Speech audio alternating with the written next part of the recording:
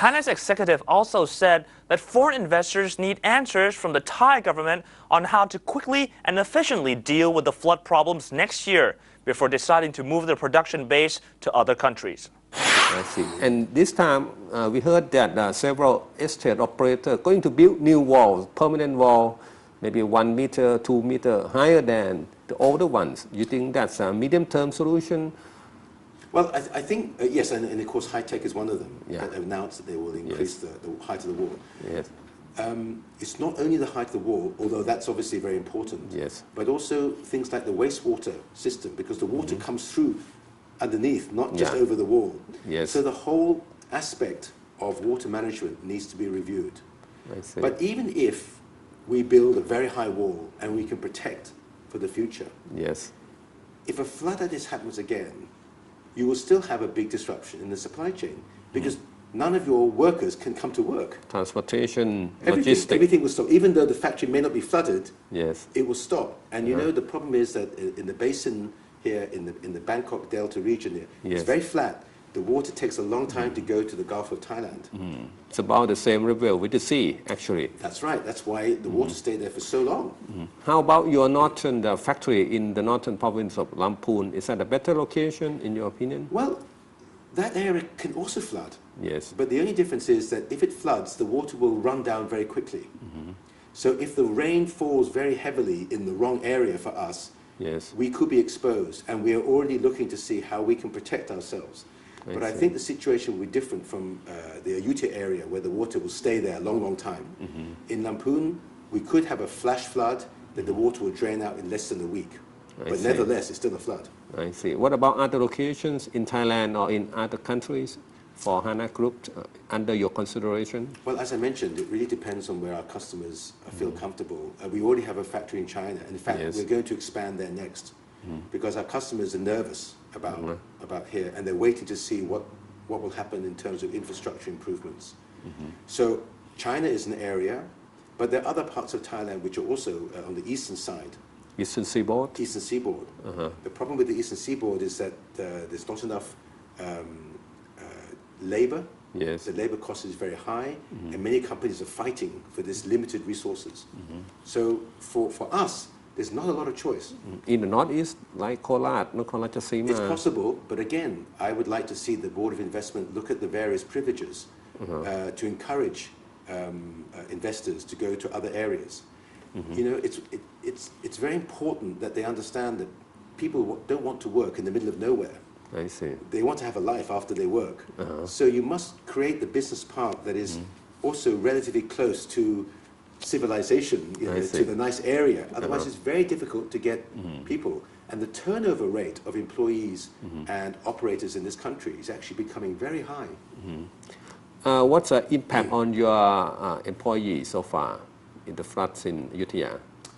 Well, as I mentioned, we have about 4,700 people there. Yes. And about 65 to 70% of them at the moment we just don't need because we don't have the work. Yes. But the rest are working in this factory here. I see. Because as I told you, we moved some of the operations down here. We're paying our people 75% of their basic salary Yes. not to come to work I see. at this point in time. And we hope that by, as I mentioned, at the beginning of February or middle of February, we can start to have them coming back. And you expect the full operation back sometime in the middle of next year? I think that, as I mentioned, certainly by the end of February, the facility will be ready for full operations. But how quickly the customer is willing to come back, that I'm not sure about. Who are they, mainly your customer? I have many American customers. You know, a lot of them are involved in assembling devices that go into mobile phones and other consumer electronics. They also can use other suppliers in other parts of the world, like Malaysia, China, I see. Taiwan, Indonesia. Yes. So a lot of them have choices. What's the impact of the government's minimum wage, the 300 baht per day policy on your operation, effective at next April 2012, right? Well, this increase in the minimum wage will have a significant effect on all manufacturing.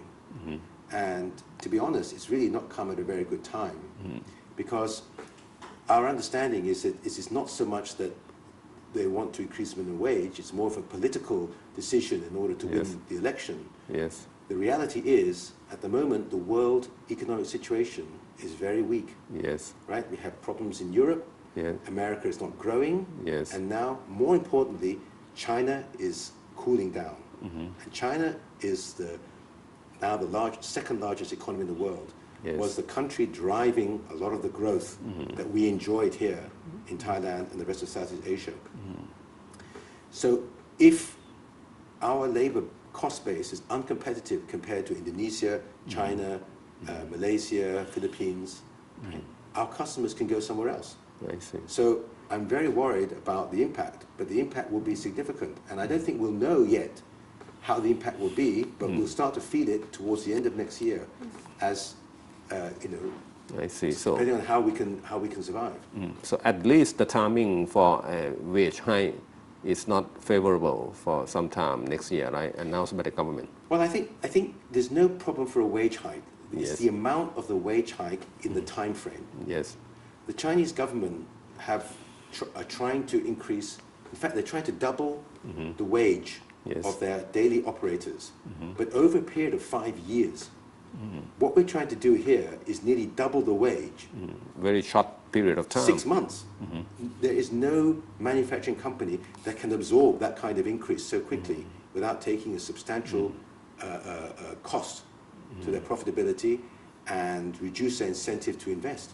I see. So you would prefer, the manufacturer would prefer an time period to adapt to a new wage, right?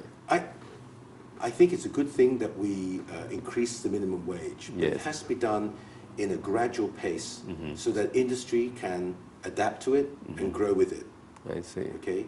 If you just hit industry with one go, you're going to get some big casualties. I see. And what are the other main issues that affect Thailand's international competitiveness from your point of view? Well, an interesting point. Hana enjoys a board of investment privileges. Yes. The BOI have been very constructive and active in encouraging investment. This is the main body to attract foreign direct investment into this country. But one of the things that we're asking the government to do and yet have no response, for example, many of the companies who got flooded have business interruption insurance. Yes. This is the one thing that will allow these companies to survive during that period when they can't get work, but the insurance companies will pay.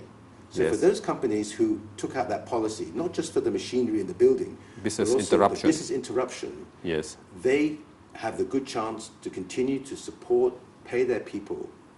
But the reality is that any income that we will receive for insurance will be taxed by the government. Oh, really? Yes, so now we have a situation, unless it's changed, and I would like to add that the Board of Investment is lobbying the government Yes. to point out that... You mean the insurance compensation should be tax exempt from the tax, income tax, right? Absolutely, because if this event hadn't happened, we wouldn't pay tax on the income. I see. Now that we get the insurance money instead of our normal business income, we get taxed. So this is a special tax on BOI promoted companies. Just when we are suffering so badly, we get an additional tax. It's like I would call it a flood tax. Flood tax, I see. So you're working with the Board of Investment to help lobby the government to have something to change. We've asked them. Unfortunately, so far we have not a response. But I hope that this is in the process. I see. Then, and for next year, are you worried that insurance coverage will be a problem at this stage? This is a very good point. Yes. It may be the case that a number of insurance companies will refuse to even insure for flooding. And that will have a significant impact on the decision for companies locating in this area. Because it's very difficult to run a business if you don't have insurance. I see. So we don't know yet whether that's going to happen.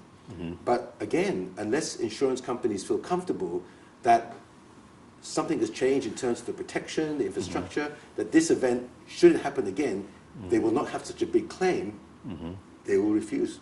I see. last but not least, what is your evaluation of the government performance in this crisis? Well, to be honest, the amount of information that we had prior to the event was very poor. And I don't think any of us really had enough information to prepare ourselves. Nobody knows exactly why the waters from the dam were not released before or should be released after. These are questions that, for another people to discuss.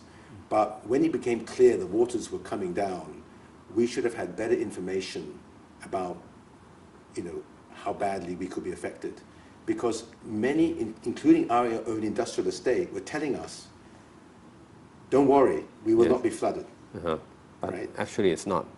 Well, when we got the letter from the management of high tech to say, I guarantee you will not be flooded, that is the time we knew we will be flooded. Really?